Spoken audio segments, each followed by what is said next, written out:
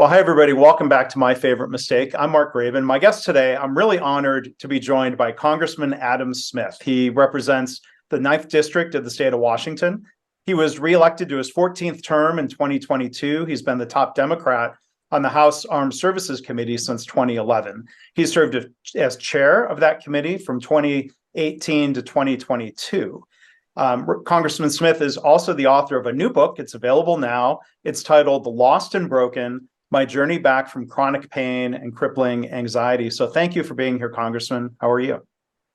I'm doing great. Thank you. I appreciate the chance. Yeah, well, thank you for being here. And before we jump into favorite mistake question, these are fast-moving times. I'm recording this on June 1st. Does it look like the U.S. is avoiding what might be the national mistake of a debt default? It does. Politics is a complicated business, but the House last night passed with 314 votes, an overwhelming bipartisan majority. The Senate is its own unique animal, as I've learned, but it seems like they're going to get that done. I heard possibly today, possibly Saturday. But look, I mean, it was a huge risk, but it looks like we're going to avoid it. Knock on wood. Yeah. Well, we hope so. So thank you for addressing that real quickly. But I really appreciate you being here, not just to talk about your book and the important subjects there, but as we ask other guests here on the podcast, looking back through your career, what would you say is your favorite mistake? Well, it's really sort of the defining moment of my career. And it's funny, when we talk about going on and doing this, I thought about, certainly I made a lot of mistakes as I was trying to deal with my chronic pain and my anxiety, mostly in terms of medication I took. But if I'm being perfectly honest, my favorite mistake will always be when I decided to run for the state Senate. I was a 23-year-old law student, not a very good law student either, by the way. I didn't have a job. I was trying to figure this out. I'd been involved in politics locally, and I just took this leap.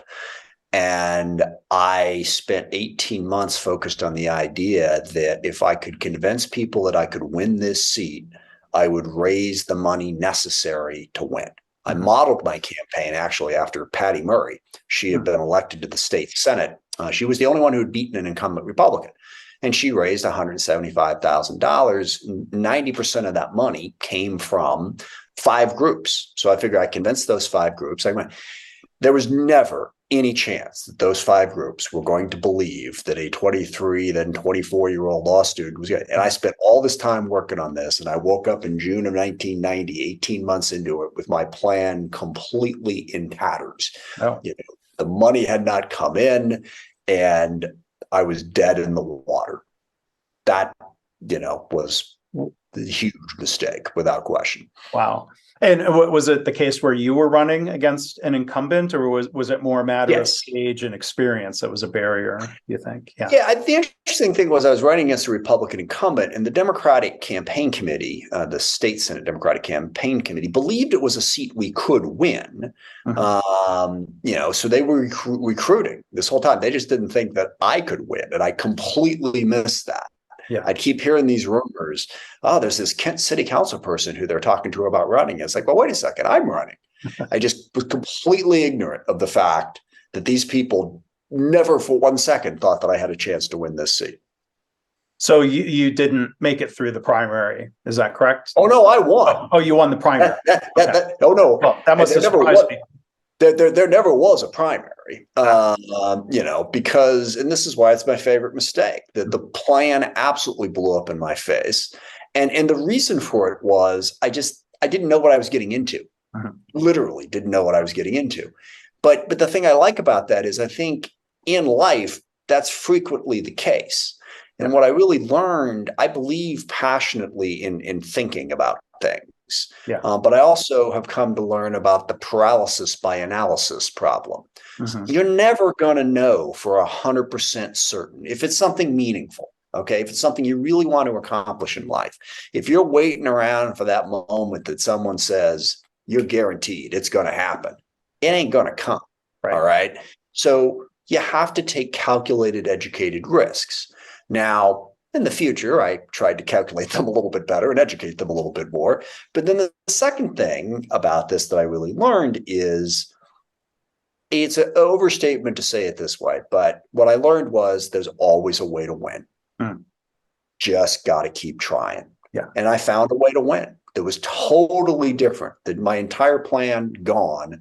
I found a different way to do it. I outline this in the book, actually, because I'm talking about problem solving. And one of the challenges with healthcare these days is if you have something wrong with you, either mentally or physically, how do you get the correct diagnosis and how do you get the correct treatment? Our healthcare system isn't as helpful in that regard as you would think stepping into it.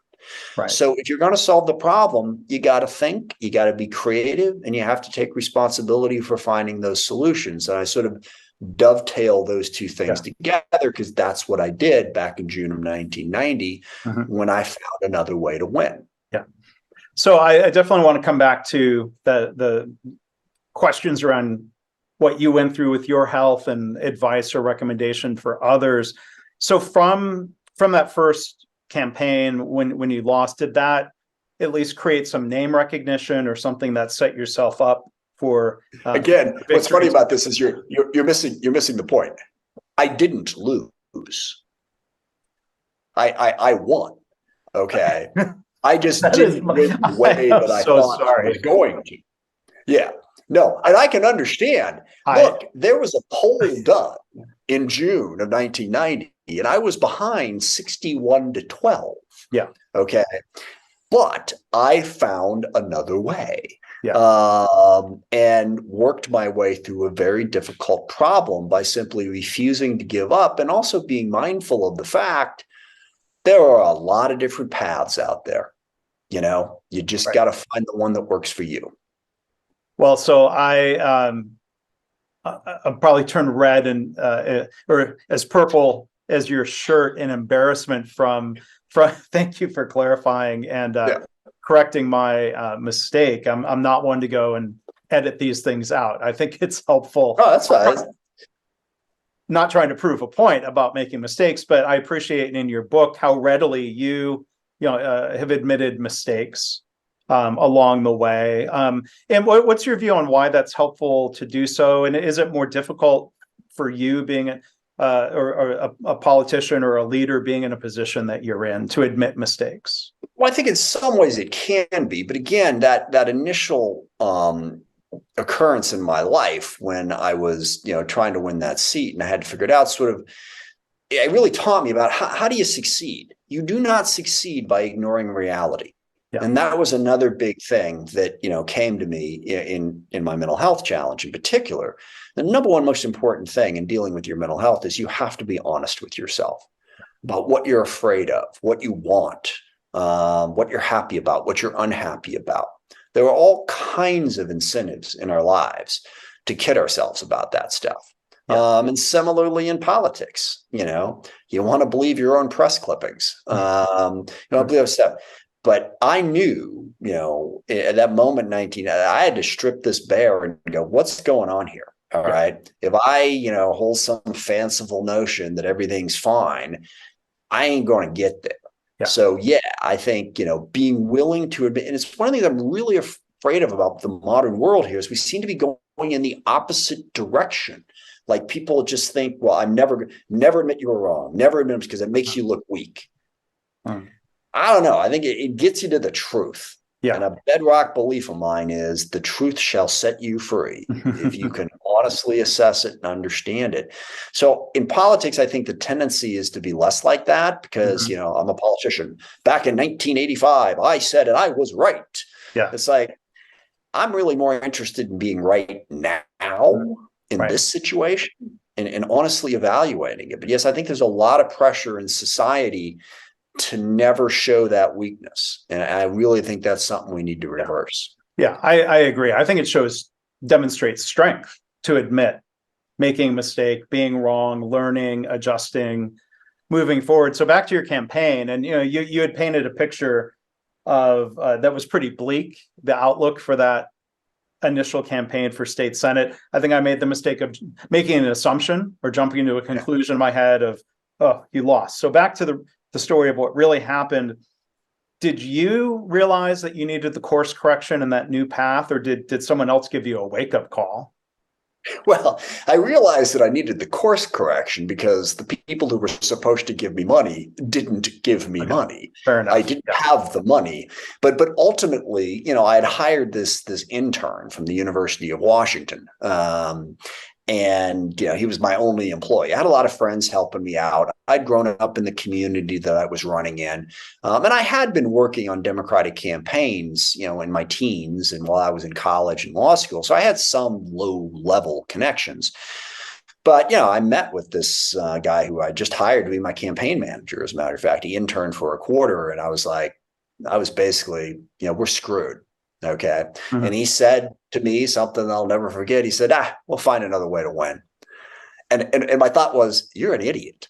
Okay. Let me tell you what's going on here. You don't know what you're doing. All right. You haven't worked on the campaigns like I have. We have no money. What are you talking about? We'll find another way to win. Yeah. But among other things, he convinced me to borrow $2,500 against my credit card to fund the campaign while we tried to figure out what we were going to do. And keep in mind, I was like really poor at that point in my life. And the idea of borrowing that much money against my credit card also seemed insane. But he really sort of inspired me to not give up. And then, long story short, we basically figured out you can reach voters, or you could back then anyway, in a more affordable way. I went door to door. And we did targeted mail. We really figured out how to target our message to the group of people that we needed the most. And we worked relentlessly for 4 months and turned it around. Yeah. And what was the margin of victory then from as that turned out? Well, the key part of this, which is a little complicated, is we had a primary. There was only the two of us in the race, me and this other Republican, but Washington State is weird. It was back then. We had the jumble primary. So even though there was only the two of us, we had a primary election, which amounted to a beauty contest of a very small number of voters, like 12,000 people, 20% turnout. So we targeted those voters, got an artificially high percentage in the primary, which belatedly convinced those people that, what do you know about that? He could win. Yeah. So there's only 7 weeks between the primary and the general, and they gave me a bunch of money, and we won 51.75. It's one election of my life that I very vividly remember the exact number at the end of it. I won by like 850 votes. Yeah. So in the book, it's one thing to admit mistakes. So in the book, you write about the need to learn how to not beat yourself up over mistakes and kind of ending a cycle of, as you described it, of anger and self-loathing. Was that something you were able to work through on your own? Was that mental health professionals who helped you on that journey? Mental health professionals, without question. I think that was the challenge, because keep in mind, as I'm telling the story about my orientation is to see mistakes and work feverishly to correct them.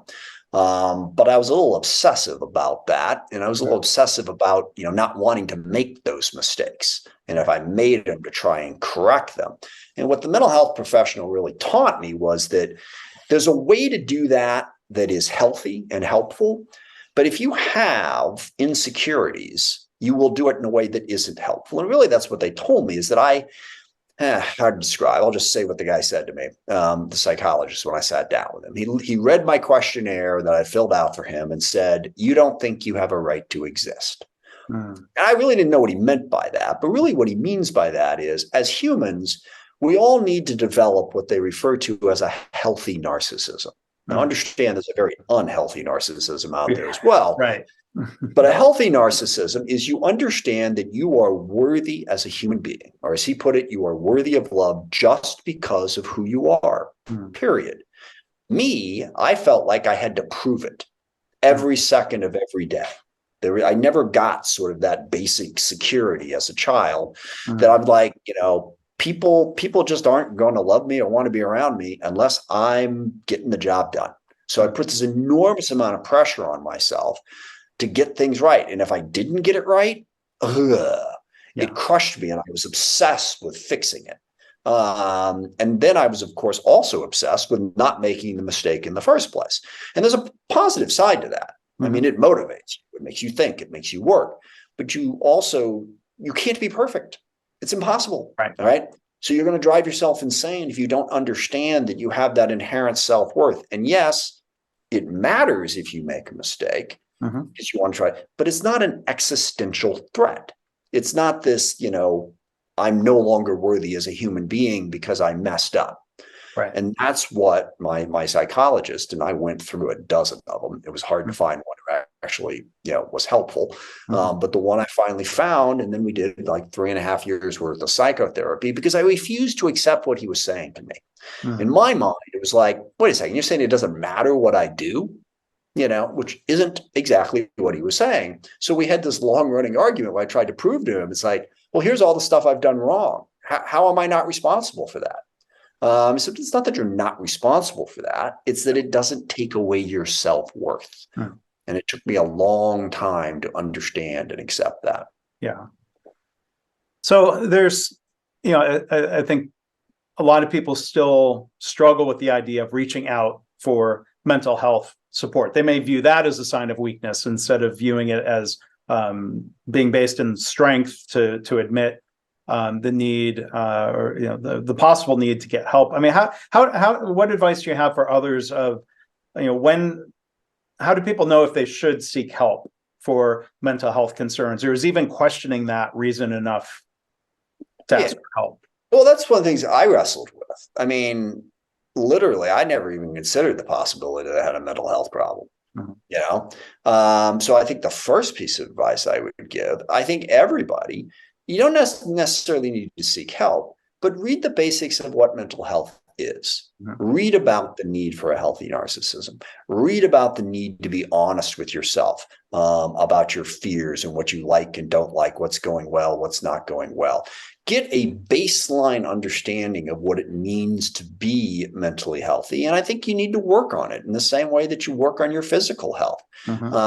You don't necessarily need to go like I did to 12 different therapists and spend 3.5 years in psychotherapy. But I think it is important, just like it's important to understand how what you eat affects your health, how exercise affects your health, to understand how you mentally look at the world affects your mental health, because that's the other piece. Once you get past the, sense of self-worth, it's cognitive behavioral therapy. Understanding that you will feel emotions that are very real, that you don't have to chase after. If a situation happens and there's an initial feeling of insecurity or anger, that's not necessarily right. You can control how you mentally react to the circumstances around you, but you have to work at it because depending on who you are, there's a very natural reaction, to feel anxious or depressed or angry or whatever out of proportion to what actually is happening. So I think everyone should read the basics of that and have an understanding of that. Now, whether or not you need treatment is a tough call. In my case, my anxiety wouldn't go away.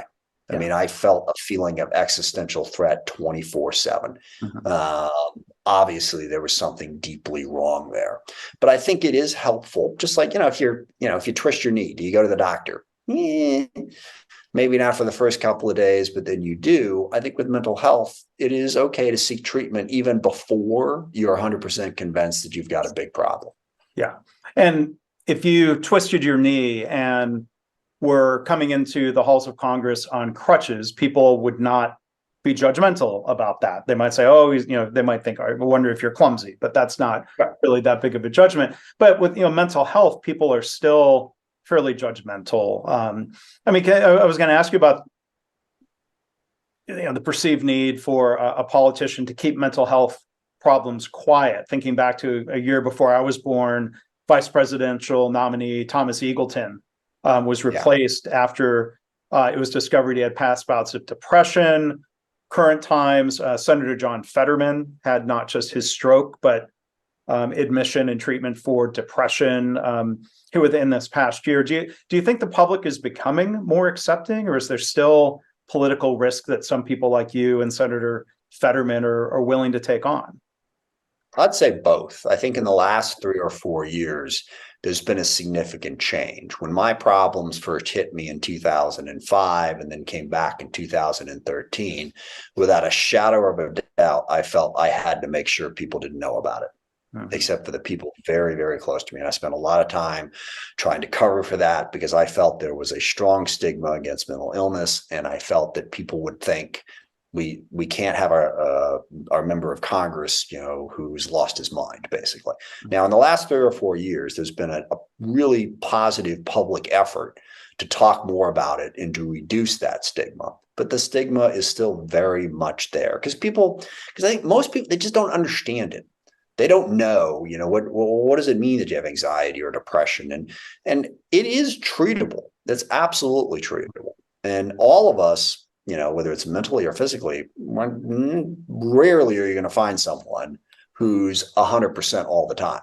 Okay.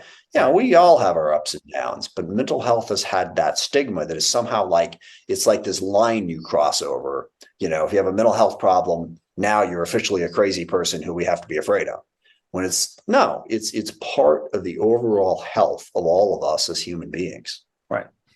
And hopefully society does come around to realize that suffering from a mental health condition is not the person's fault, that there are causes, and as you described, there are treatments. One thing that you touch on, or you get into in the book, and again, the book is titled Lost and Broken: My Journey Back from Chronic Pain and Crippling Anxiety. You said, or at least implied, that doctors failed to get to the root cause of the problems, that they were quick to jump to pills as a solution. Can you tell us about some of that part of the journey? Sure, pills and surgeries. And look, there's all kinds of factors that combine to make this happen. Our healthcare system pays for quantity, not for quality. If you see a healthcare provider for 2 minutes or 2 hours, most times they get paid the same. Right. So the effort to sort of dive in and actually figure out what's going on within our healthcare system, the incentive is make a quick decision, do something. And also as a patient, you want the quick fix. I think we all feel like, let's get on with our life. And if there's something physically or mentally wrong with us, let's fix it so we can get back to what we're doing. There's all kinds of incentives that push you to make quick decisions. And right now, one of the quickest decisions is take this pill and you'll be better. And, of course, the pharmaceutical industry does a very aggressive job of pushing that message to the point where and let me be 100% clear here. If I can go back a decade or so here, I'm not going to go all Tom Cruise on you. Okay. There are people who no doubt need medication. Right. I don't doubt that. I am also 100% convinced that we way crazy overprescribe them. We are too quick to go to antidepressants, too quick to go to pain medication. And something that isn't talked about a lot is too quick to go to anti-anxiety medication. Benzodiazepines are incredibly helpful at reducing your anxiety in the short term, but they really block your ability to ultimately get better and you build tolerance. I'm talking about clonazepam, Xanax, that kind of thing. I was on and off that for 6 years. So I think we go for the quick fix, and medication is one of those quick fixes. I think antidepressants are prescribed to people all the time. That isn't necessarily getting at the root cause, and it's undermining one central message that I believe in. And I realize politically I can get in trouble with this message, but you can get better. You can make choices and make decisions that will put you in a position to get to a better place. Too quickly, people want to say, oh, my body, this is just the way it is. There's nothing I can do about it. And the pill tries to fix it. And that's all I can do. You can actually both mentally and physically do things to make yourself better. Now, to be 100% clear, there are some people who the problems are much more severe. I'm not saying it's easy. I'm not saying absolutely everybody is in that case, but I think we are really quick to sort of absolve ourselves of responsibility for taking steps to fix the problem when there are solutions out there that can at least help make you better. Perfect? Right. Probably not, but better, certainly. Well, in that line of you can get better, your story, as you lay out in the book, was a long journey. You've told us some of it here today, of going through many providers trying to find a good fit, trying to find different treatments. What gave you strength to keep fighting through that challenge? And so, let's say, I don't know if you ever thought of sort of saying, well, was the life in Congress a stressor that you didn't need anymore? That helped, or It was several steps. And first of all, just, for your listeners, I went to well over 100 different providers over the course of this journey. A lot of those were physical therapists. And so a lot of this was on the chronic pain side. It was probably about a dozen therapists desperately searching, for the solution going forward. But, I think the main thing that kept me going was, one of my strengths is I just refused to give up. Keep trying to find an answer until it finally comes up. I think that helped me enormously. I just had a belief that there had to be a better way to deal with this. But that can be hard, and particularly, well, initially I felt like, okay, I got a mental health problem, I got a physical health problem. There's people that know how to deal with these. Let's go find these people. But it turned out it was a lot more complicated than that. The help doesn't always come. Not everybody's good at their job. Okay, that's just sort of the way it goes. Seinfeld used to have a bit about, every time someone recommends a doctor, they say, "Oh, he's the best." And it's like, statistically speaking, somebody had to graduate at the bottom of the class. Right. Okay, they got to be out there somewhere. Yeah. But more than that, it's just a matter of having a problem-solving mentality. And I think the medical profession, they don't communicate as well. I mean, they got a lot of stuff to learn. Don't get me wrong. I mean, all the science, everything they got to figure out, that to also learn how to communicate with other people and with patients, that's the part that tends to fall off, by the wayside. And you don't have those conversations that can get you to that. I did during the course of this. Well, early on, 2005, when I had my anxiety blow up, I assumed it was because my life was too complicated. I used to constantly think back then, can I make my life work? I got 2 small kids, live in Tacoma, Washington. I'm flying back and forth to DC. I'm up for reelection every 2 years, all that stuff. And when I snapped, my conclusion was my life doesn't work. I honestly, after the 2006 election, I thought I was going to walk away. But then I got better. But in the end of the day, it wasn't about my life. In fact, one very true thing that somebody said to me early on in this process was, it's not the amount of stress in your life, it's how you process it. Wow. Now, I at the time she said that, I thought that was crazy. And to some extent, the amount of stress obviously makes it more difficult. But if you don't know how to process stress, you're going to struggle no matter what circumstances you are in. And that's really the more important part. Now, certainly there are horrific things that can happen to us that can put enormous stress on us. But learning how to process it is incredibly important. Yeah. So I want to ask about the book. Again, it's titled Lost and Broken, and your decision to write the book and share the story in that way. Decision point between trying to put that behind you versus the idea, did writing the book help you process what you had gone through in addition to wanting to help others?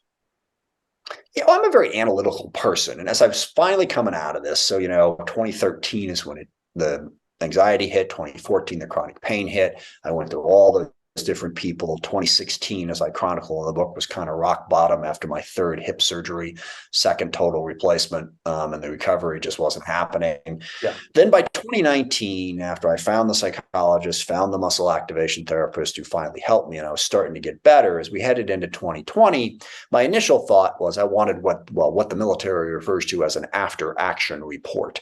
I wanted to, okay, while it's fresh in my mind, what really happened? How can I learn from this? But then as I started to write it, I thought about the fact that it's, anxiety, depression, chronic pain. Tens of millions of people in this country go through some combination of those 3 things. And I felt I could contribute to the conversation about how to help people deal with that. And there's so many of them. So that's what, convinced me to write it and then to try to get it published.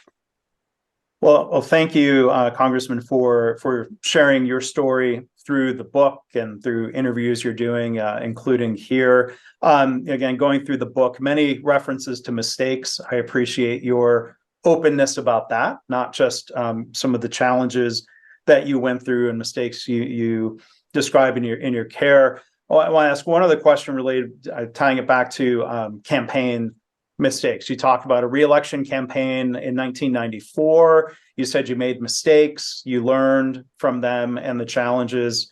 Do what was that mistake, and did that provide additional learning?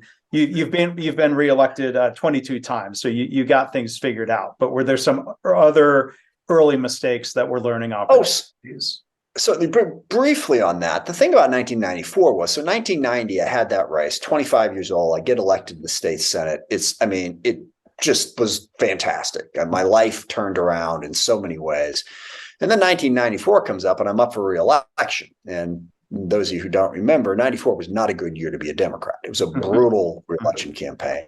And I had not been the hunted before, if you will. Yeah. I say to this day, from a mental perspective, you're better off being the challenger than you are being the challenged.